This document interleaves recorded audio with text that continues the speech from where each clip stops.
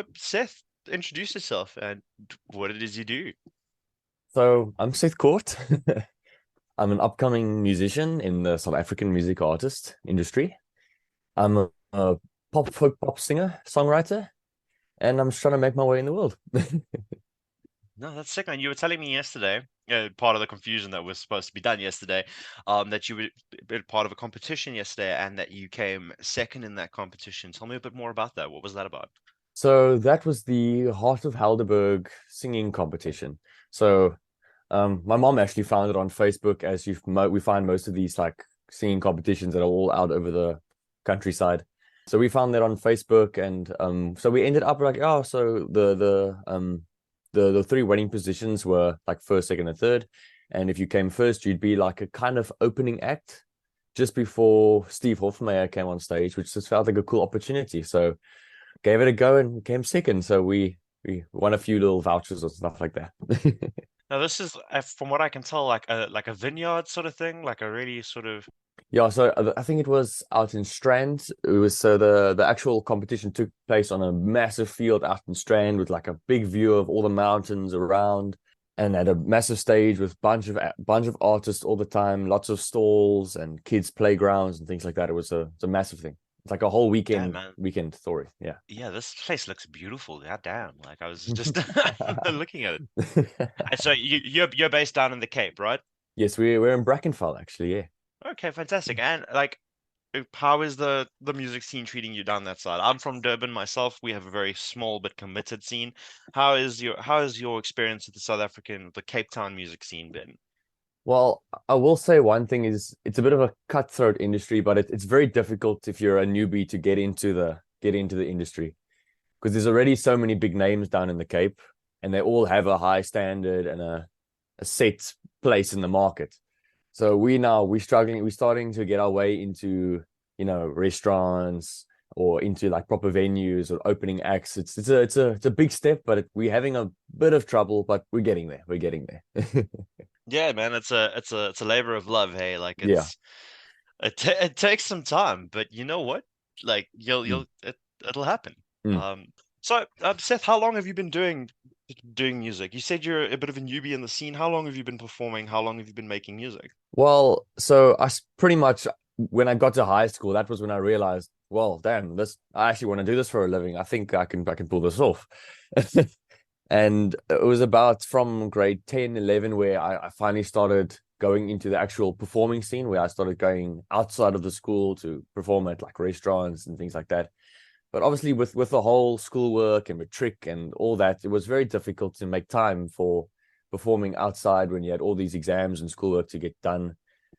But now recently I just matriculated, and this is now my first year out of school, and now it's just starting to line up, fall into place. So I really only started properly performing this year. Okay, fantastic. At least it's like after COVID, because I've Yes. spoken to so many musicians who started their music career in the middle of COVID. I'm not sure if Mm. you're familiar with another Cape Town girl named Ash Kun. Um, she struck out in the middle of COVID. Uh, and yeah, it was it's already difficult as it is. Very difficult as is, yeah. No, COVID was a tough time for music. I mean, most of my all my guitar teachers, all my any form of like musical lessons I had was all through Zoom, like we're having it now on the podcast. Yeah, it was a mission doing schoolwork as well. That was also it was a whole different way of entering the world. I can only imagine. Like, so wait, you were in high school during the period of COVID, right? Yes. All right, now I think you're the first person I've spoken to who was actually no, I think Vaughn was as well. But now that's for me, that's really interesting because that's like a whole 2 years of, where you're entering adulthood, where it's the world is basically in a complete shutdown. Mm-hmm. And I I feel like I lost 2 years of my life during that. I can only imagine how you kind of dealt with this. I'm assuming music was a big part of dealing with getting through that Oh, time frame. 100%. I mean, music was really the only thing I had besides my family because we were all locked up together. But so music was a massive part of the lockdown. All I could really do was just sit in my room, write some songs, play guitar, practice a bit of piano, whatever I could get my hands on was what I was busy with. Would you say that that pushed you further into wanting to pursue music as a career, like having spent so much time being isolated with it? I would say yes, because during the lockdown, we all kind of did schoolwork online, and I was at the point where I was now away from school. I had like no contact with any people, and just playing music and writing it more just brought me more in touch with my music. And it also like kind of pushed me forward to think, wow, this stuff is actually I'm really enjoying what I'm making. I want to start share this with the world. And so just in like that reach to want to get out of COVID and now just to start performing and sharing my music out there. No, fantastic. And I'm sorry, I'm also looking at your page here to see you've got a single coming out on the 21st of April, according to this, your debut single. Tell me more about this. Is this something that you wrote during the lockdown period? Is it something more recent or? So I'm trying to think. It was such a long time ago that I actually wrote that song. It was about a breakup.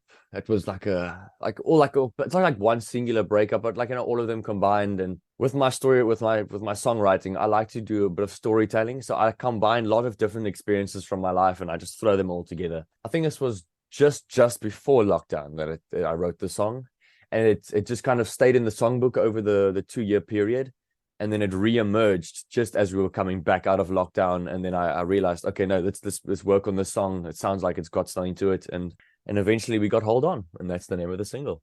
No, that's fantastic. I love it when there's something like synthesized, like a whole bunch of experiences synthesized into one thing, because everyone's going to take a different meaning out of it. Everyone's going to apply a different sort of perspective onto a Yeah, song from it. that's And always been a big part of my ideology and my direction in songwriting. Is I want it to be widely accepted or understood or interpreted by anyone listening. That way, it's not just for one specific crowd. It can be anybody listening, and they can find their own meaning and own depth in the song. you were a choir boy as well? Yeah, no, it was a solid choir boy from primary school all the way through to high school.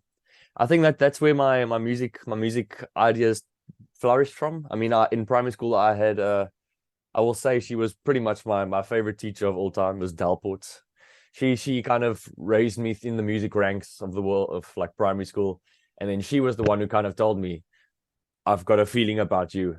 She just said, "I've got a feeling about you specifically. I must just keep trying." She wants to know what happens in future. Like it's so cool that you had someone to mold you from that early of an age, and to Mm, kind of direct you through it. Because you know what, those are the people that kind of, especially those early influences, those early motivations, those are mm. the ones that kind of stick with you and drive you through to, like, say for instance, the point where you are now. Because you remember that person very fondly, and they Yes. have had a big impact on where you are now. No, definitely. I mean, most of my music style teachers, or my music style, all my music subject teachers and things like that, they've always had like I had a fonding to them, and they found me very nice, and we've enjoyed each other's company, and it's just we've had good like teacher student relationships, and it's just a nice way to promote and help build each other up.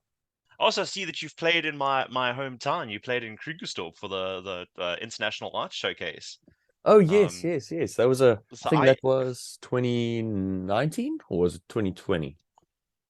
this is 2021. 2021. Oh man, Was it? my It was brain it must was be the so middle of fuzzy COVID. too. It was Yeah, the middle of COVID. Yeah, no, my brain yeah. is also really fuzzy. I mean, also so much has happened in these past few years when it comes to like competitions and things. My brain like kind of slips past. Yeah, But 2021. Do you mean 2020 New Game Plus? Like it's just it's just one extension of the year. yeah, I mean, that was a very cool experience for me. We had the auditions here in Cape Town. I think they had it at got Sea Point. I think, but it was like right next to the beach. It was in Sea Point at like a really like Lani hotel, and so we had the Cape Town auditions there, and there I got the talent of the day at the auditions. From there, we then went on to the like the showcase that was in Johannesburg. We went there, and that was held at the Silver Star Casino, which was also like very fancy. It was like a very cool experience. And then after now performing, I got a yes from all of the international judges saying, yeah, they'd love to invite me to come to the IMGA Talent Convention in America. Yeah. Oh, that's sick. I used to work in the mall across from Silver Star. So like, but back in the day, like I'm talking like 2014, 2015, Mm. and there's a mall right there by Silver Star Casino called Cradlestone Mall, Yes, I and remember. Yeah, yeah, yeah. I do remember seeing that. I do remember seeing that. I used to work at the BT Games there. Oh, Funny enough, back in the day, like just out of high school, I worked at that BT Games. This was like 2014, 2013 somewhere. I worked like in two different shops in that mall, and I remember going to Silver Star every now and then. And yeah, man, that's a fancy ass place, especially in the yeah, middle of Krugersdorp of all places. yeah. Well, saying you worked at BT Games, I'm guessing you were a bit of a big gamer. Yeah, like my dad told me I would never get a job playing games. I fucking proved him wrong. Um, Well played. and Well played. on a side note though, BT Games is a terrible place to work if you're a gamer. Just putting it out there for any young aspiring gamers who think that would be a great place to work. It's not fun. Yeah, I mean, Just because I mean, I'm also this I love playing online games and I love gaming as well. It's a nice hobby of mine just to like lay back and relax and get like if you're now tired of all the music. So I play. Recently I've kind of laid back on the games. I used to be very into it, but now because music's kind of taken over, and I just use it to like for leisure. So I play a lot of Rocket League with that because it's like it's online. I can play with all my friends. I currently play a lot of GTA. That's my GTA Online. That's my biggest game at the moment. Do a bit of Call of Duty every now and then, but it's mainly those few. Yeah. I have a problem with Apex. Oh, okay. I see. I see. I That's see. when lockdown hit, that consumed my life. But also Consumed your same, life. I'm not playing games as much now with all the stuff that's happened musically with Yeah. Sludge, with our band and stuff like that. So I don't get as much time to play. Mm. But yeah, definitely. I say that I would do it to unwind, but I'm always screaming. It's also good. Yeah. So Yeah. Yeah. Yeah. We're I'm still always raging. swearing at Always someone. raging. Always getting upset. Yeah. Even though we're like, oh, it's our calming. It's our second nature. It's where we go to relax. Meanwhile, we're like intense all the Fuck. time. Yeah, so there's that. And yeah, like I still thoroughly enjoy games and gaming in general. I just unfortunately don't get same story with you. Don't get as much time to do it anymore, which is unfortunate, but hey, it is what it is. Yeah. And I don't think I'm ever going to be a like one of the top pro players and playing in world tournaments, but I might have a chance at music. So I'm going to Yeah. stick with the Yeah. one that We gives me stick with that one. gives me a chance. I can second you on that statement. And then now, how are you finding things now with obviously the lockdown having ended and things slowly but surely returning to normal? How are you finding the music scene now? I know you said you were struggling with certain Mm, things, getting a foot in the door, basically, yeah. which it seems like you've already managed to do. Yeah, But we're literally about halfway there. Like we've contacted. I mean, when I initially started looking just for places to make an income, like just play anywhere, just to play and perform, we emailed like 50 plus venues just to ask, do you do live music? We'd love to come check you out. What's the next steps if we want to come play with you guys? And we only got like emails back from literally like 10 of them. So we've also now figured the best way to I don't know if there's any other listeners out here or also young upcoming musicians looking for ways to, even if they're personal songwriters or they just cover bands, the we found the best way to get into a restaurant is a face-to-face conversation with an owner or a manager or a booking agent or something like that, because that way they see the face behind the music, they see what you are like, and it's not like they're just reading an email and you're just one of the other 500 musicians who've emailed them, if you know what I mean. yeah, that definitely makes sense. That face-to-face interaction, especially when the whole world has gravitated more towards online, where it's so easy to reach out online, but at the same Mm-hmm. time, it's saturated.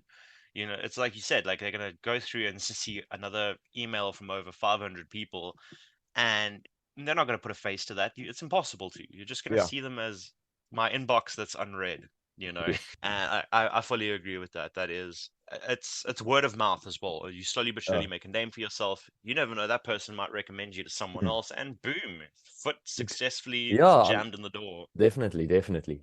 And I see Devo's also sent me a list of some of your inspirations, your favorite artists. But Oh and yeah. I see that you've got a couple of the South African ones here: Jeremy Loops, Matthew Mole, and Yes. your general list of influences here, man, are some of my favorites as well. Here, I'm going to be honest with you. A lot of people think because I'm in a metal band, I don't like these You type don't of like things, other but stuff, yeah.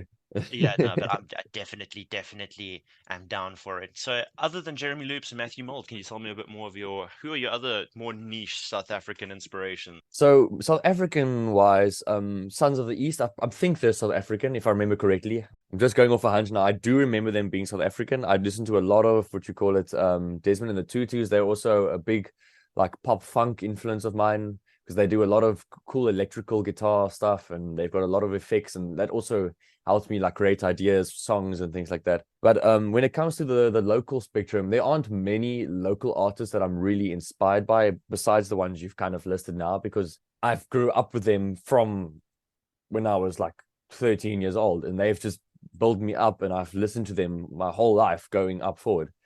Um, but besides now local artists, my I will say my very very very biggest influence is the Lumineers, who is like a international American folk rock band. Yeah, like I'm well versed with the Mm. Lumineers. I used to play in like a female fronted essentially Paramore clone back in the day. The Lumineers were a big inspiration for that band actually. Mm. Believe weirdly enough, like completely different style of music, but we borrowed a couple of concepts, which is what Yeah. music is, you know. Mm. You find inspiration in the strangest of places. It's also in the bio here. I don't know if you're about to ask about it, but I'm also just mentioning. I mean, I've got the bio here next to me in case I do forget anything. Then I can just like go, oh, I remember I said this because I mean, as I told you earlier, my brain's all over the show. I mean, I've got ADD and I'm super. So Oh, let's just samesies. same as well, so here we are rambling again. So this is also about me. So I've got crazy ADD. I mean, I've been on Ritalin for like schoolwork from primary school since like grade 4. I've been taking Ritalin. I mean, we tried going off it to see if my brain could like handle the workload, but then I begged to go back on. Otherwise, the marks would just steep down into the depths of unknown. ADD, I always get like confused and not confused. I always get like distracted no matter what's happening around me. That's also where I also get a lot of musical inspiration from. It's like I'll be busy with one thing out of nowhere. I'll go, oh, this band did this. Let's throw that together. Or this band did this. And it's just a bunch of everything thrown together, no matter what. Like I go, okay, Matthew Mull's songwriting. Let's throw that in there. Jeremy Loops, a bit of blues and soul. Put that in there as well. Lumineers. Let's add a bit of a guitar distortion to like really bring some grunge to the sound, and there you have it. I feel you completely. So I'm ADHD, severely as well. And the other day I was trying to write a song for the band, and I ended up learning how to produce a lo-fi song, which is the exact opposite of groove metal. So I feel you. I definitely feel you. At least for you it became something productive to a song that would exist for your actual project. For me, it was something that was, oh, well, this is something completely different. So My story of becoming productive, it's very like it's like small cases. Most of the time, I'll be writing a song, and I think, yeah, it's going well, it's going cool. I'm like 10 minutes, 20 minutes in the song. I'm like, okay, this is sounding nice. I blink, and then like 2 seconds later, there I'm on my phone, and I check the time. Half an hour later, what? Where'd the time go? What happened? I opened my phone to Google something, and now I'm in Instagram scrolling through reels. Like, oh my gosh.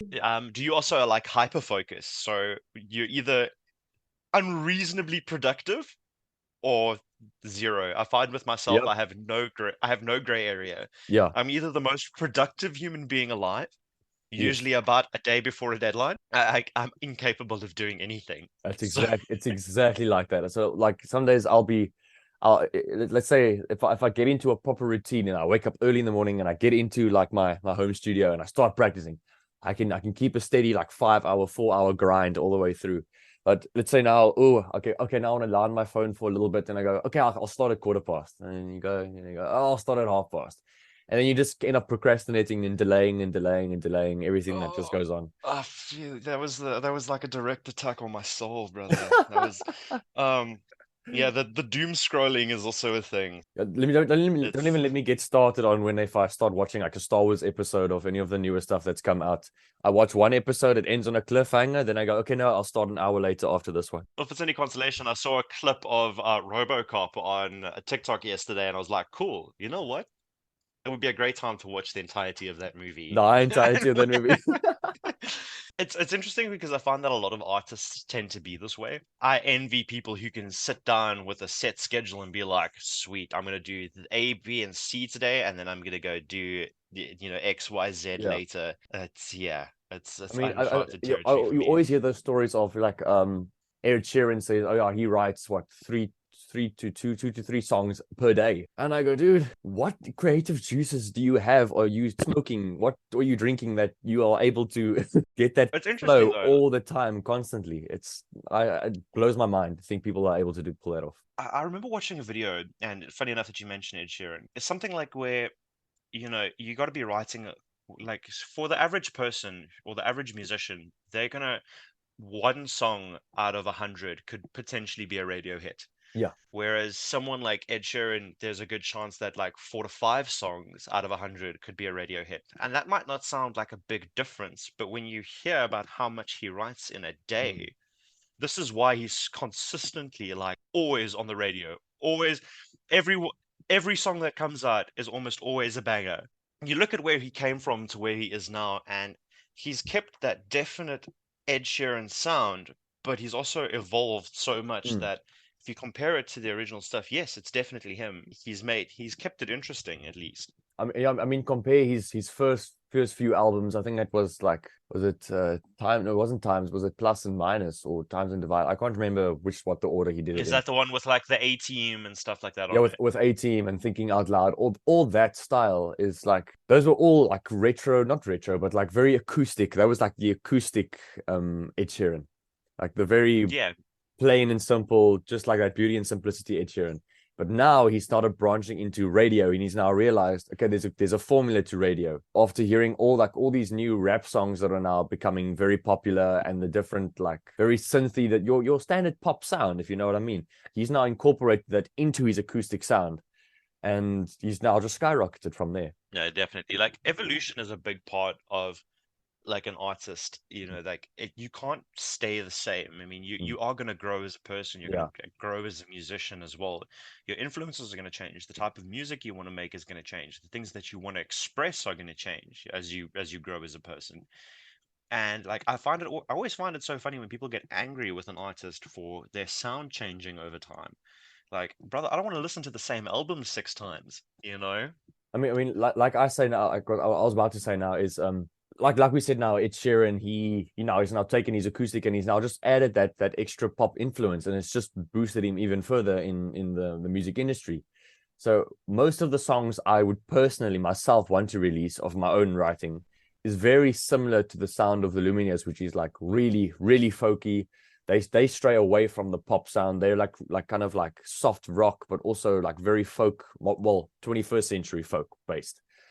And I've realized, okay, I would love to release that, but in the South African market and the international market, it doesn't always take in our time period. So that's where my Matthew Mole influence comes in, where now I kind of spunk it up with a bit of pop sound.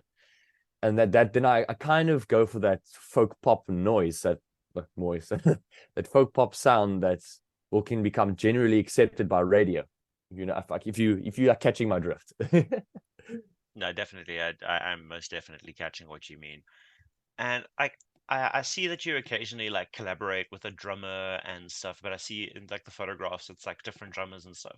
So are you're predominantly a solo artist. Do you ever have like a band behind you or like people who feature with you? How do you generally manage with that?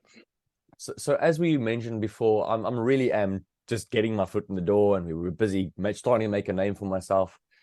And it's only very recently that it was like literally about maybe a month ago, we've only just started bringing drummers in because we've realized, geez, this changes the sound completely. The energy like skyrockets. It's just a whole different vibe.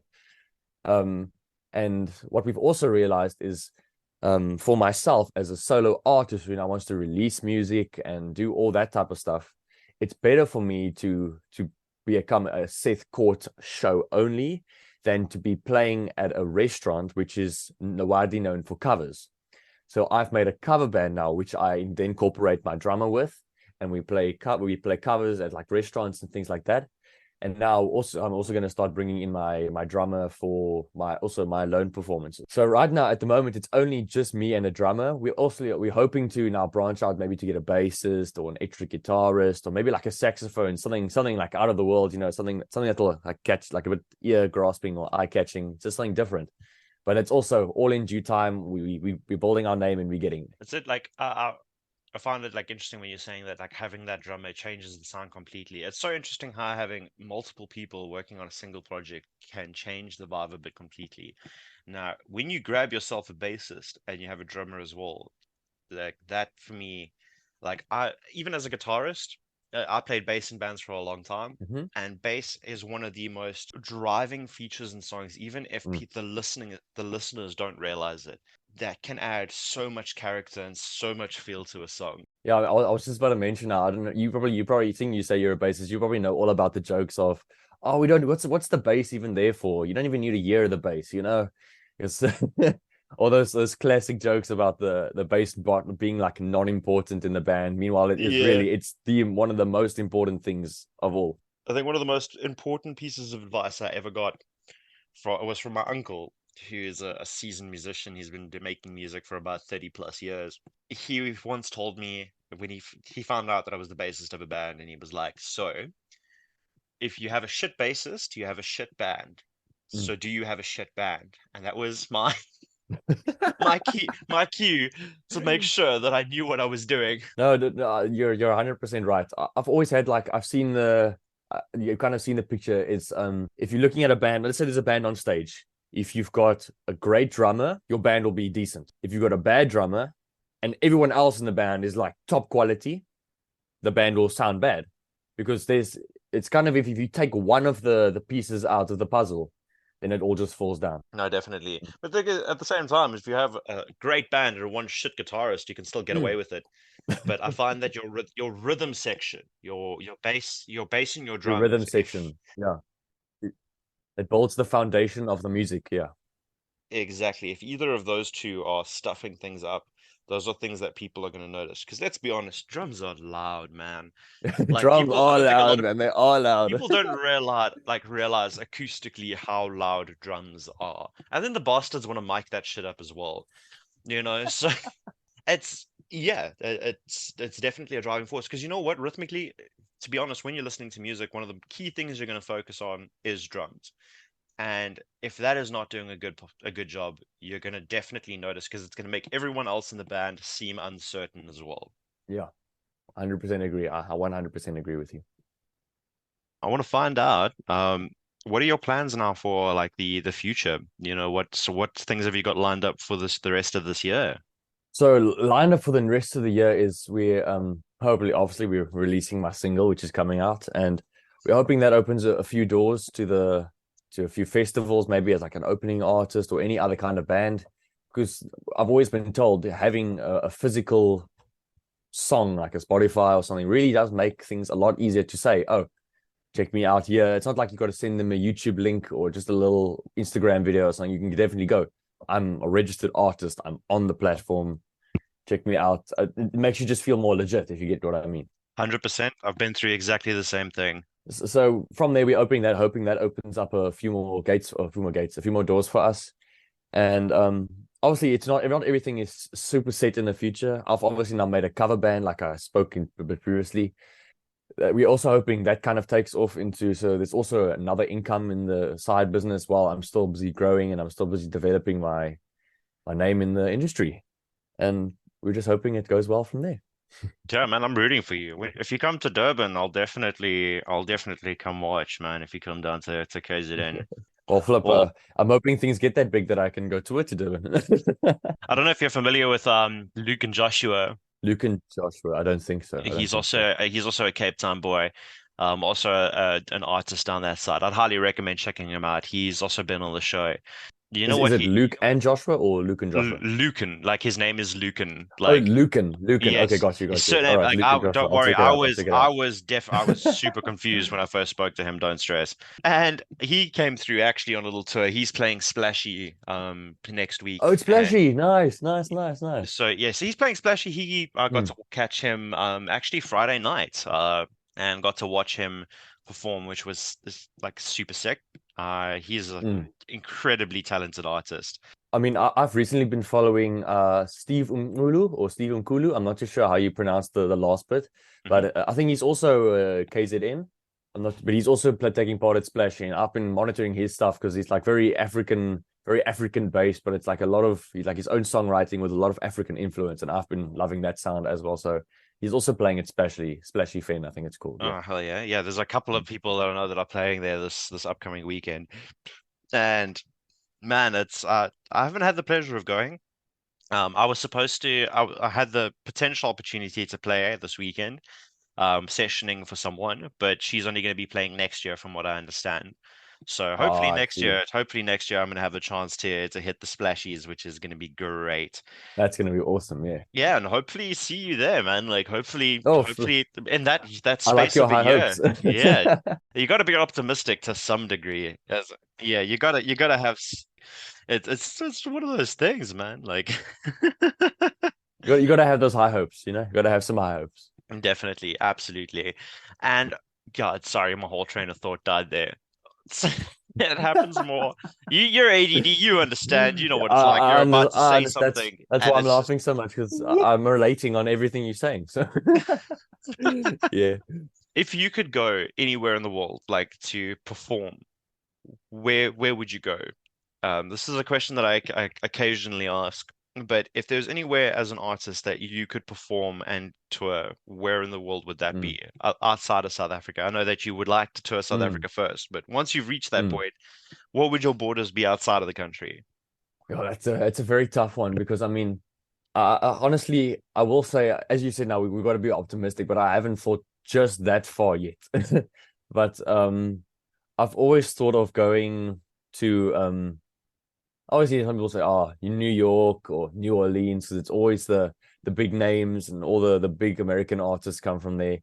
But obviously the Lumineers is my biggest inspiration, and their hometown is Denver. So I've always wanted to go and perform in Denver, that international wise for the international. But I think for local wise, my biggest goal is to perform a show at Kirstenbosch because I mean I've it's always just been a dream of mine to perform at Kirstenbosch.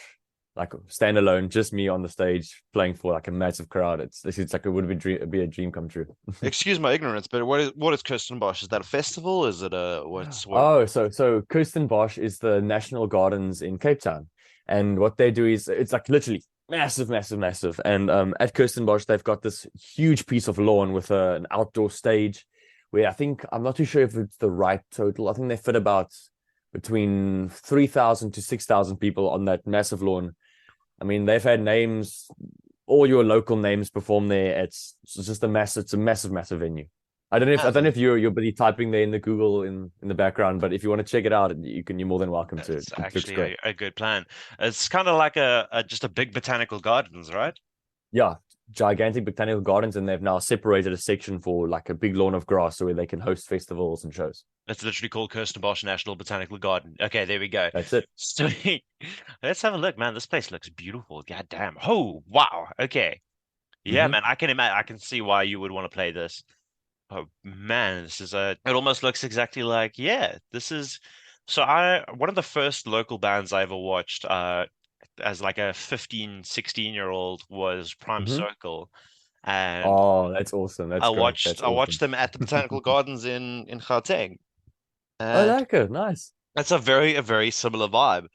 And man, I didn't even know that Prime Circle was South African at the time. I was a very ignorant teenager. Like I picked up guitar at 16 and I knew absolutely nothing about the local music scene, which is hilarious now considering that it's pretty much the entirety of my life. Considering it's your whole life. Yeah. Yeah. Like Sludge Underground is like almost 290, 200 and something episodes later, of speaking to Yeah, South African I was artists. checking you guys out. And I was like, I personally, because now I've also just kind of gotten there. I haven't heard of, I don't listen to a lot of podcasts. So then I was checking, oh, Sludge Underground. This sounds pretty like retro. Let's check it out. Then I see 200 plus episodes. What? These guys probably been around for ages. Damn, I've been under a rock or something. What? Yeah, Naz and I, Naz happens to be the drummer of the band that I'm in. and we're both All right. incredibly passionate about the South African music scene. And we just this became a wonderful excuse to talk to South African artists and get their stories. And yeah, it's an absolute blast. Hmm. Like we absolutely love it. So how did your podcast initially come to be? Just out of curiosity. So I moved down from Joburg, and All right. I somehow had a band before I had a job, thanks to friends. And like, I've always been a fanboy of the music scene. As I started discovering local bands and playing in the local scene, I was always sharing local bands, talking about them and stuff like that. And I didn't really know how to create a platform about it. And when I moved down to Durban, ended up speaking to the drummer of Thorns. He approached me, and we've been playing together for a while, and we've been talking fanatically about local bands. And he was like, "Dude, I have this idea. Would you be keen to be involved?" And this man hit me with the exact thing that I had been wanting to do without realizing it.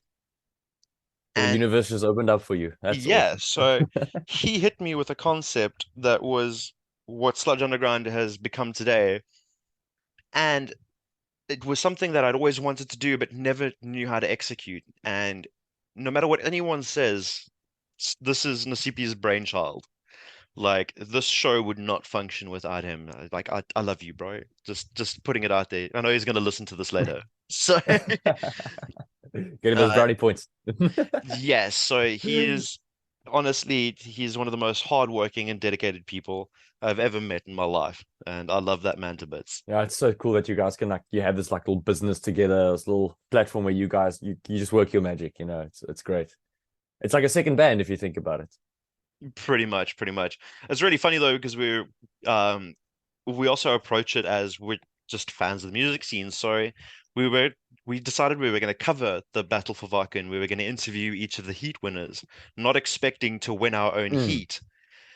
And now it's this awkward thing of now we're busy like setting up interviews with all the heat winners, and we're like, okay, well, we're not going to talk to ourselves. Uh, You're not gonna talk so, to you gotta get someone to interview you on but your own podcast. Yeah.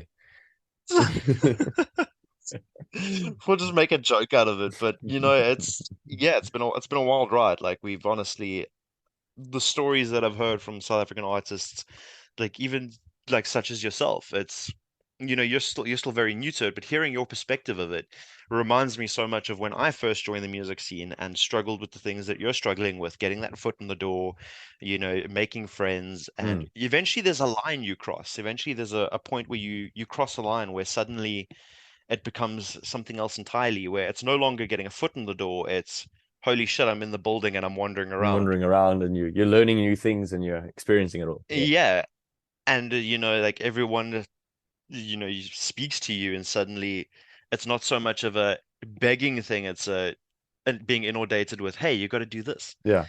It's a funny line to cross, and I'm sure you're going to enjoy it. Thank you so much. I think I do. I think I will. And now you've got the this is changing subjects wildly here. So with the single coming up, have you got anything else coming out after that? Have you been working on anything else behind the scenes? So behind the scenes, I haven't really posted a lot about this because we didn't make a lot of behind the scenes material for this. But about 4 weeks ago, we recorded the music video. So we're really excited about that. We're getting the first draft tomorrow. Yeah, we're getting the first draft tomorrow. We're gonna check that out, do a bit of editing, scroll through it, and hopefully it should be ready by the time we release the song. We'll have a music video for it as well. Yeah. Oh, that is sick. Working with Devo is probably one of the hands down the best decisions you could have ever made as a beginning artist. Because Devo is probably one of the hardest working people in the music scene I have ever had the joy of dealing with. Hmm. He's everything that I'm not. So he's the most organized man I have ever, and I'm pretty sure, and I brought this up to him when I spoke to him as well in one of these episodes. I'm pretty sure I piss him off sometimes because I am the most scatterbrained human being in existence. And but you know what? So many of the artists that we've spoken to have been brought through to us by Devo, and it's been an absolute pleasure. That's awesome. I mean, he's always sending me little tasks. Okay, this week you got to do this. And I'm like, yeah, got to get to it. I'm gonna get started. We got to start working because he works like on a program. So I've also got to now get into his vibe and work on his program. Yeah, but honestly, like you've made a damn good decision working with that man because I know a couple of people who work with him personally as well. Even us, we're considering working with him too, because damn, he is one of the best in the scene. He's one of the best in the community. You have not gone wrong there, other than raving about Devo aside. So you got the the music video coming up, and that's sick. A dual release of both of those things, man. That helps so much. I've heard that as well. I've been told by a lot of like also very like small artists, but they've also like releasing their debut singles or their debut EP, and they always say, yeah, music video just 10 times makes everything a lot easier. You can now use it for like promo material and like for like posts and everything like that. So we're hoping it plays a good role in the boosting of my name. It gets people to take you more seriously, Mm, because you know what, if you come to them and you're like, I'm a musician, I'm a performer, and you have no material out there, you have nothing on Spotify, you have nothing on YouTube, you have no content. So it comes down to like how seriously people will take you, because you could be the best artist in the world, you could be the most talented singer-songwriter, could have the biggest hits in the works, yeah. but if you do not have like some form of content for people to engage with, they're not. The unfortunate reality is they're not going to take you Mm, seriously. If people look at you and say, "This person's got a single, or they got a music video out," God damn, they must be taking this mm, seriously. I'm going to take them seriously. yeah. Whereas there's that perception that, oh, they're just a bedroom artist, Yeah. like, Garage band. and it's unfortunate. Yeah, it's unfortunate, but you know what? It gives you something to work towards. It gives you like set milestones to work on. Yeah. And like how fun was the music video? Did you go with like a performance-based thing or more of like a theatric-based sort of approach with it, if you can talk about it? Oh, of course, of course. I'll give you a little sneak peek idea of. I'll give you the plot rundown. So what I went for is so in my song, as I said about also a bit earlier, I like doing a lot of storytelling, like songwriting, storytelling. So I have a lot of influences in that like that type of songwriting style.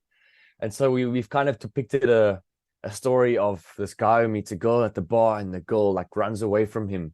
And now he tries to find her and look for her again, and they eventually meet in the end.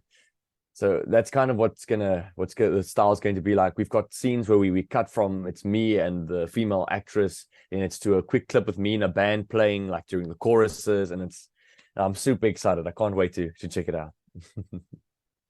I cannot wait to check that out as well. Like I'm so torn between going with the narrative or the Mm. performance-based thing. I think it's a lot harder when you've got five dudes that you need to try and Yeah. coordinate.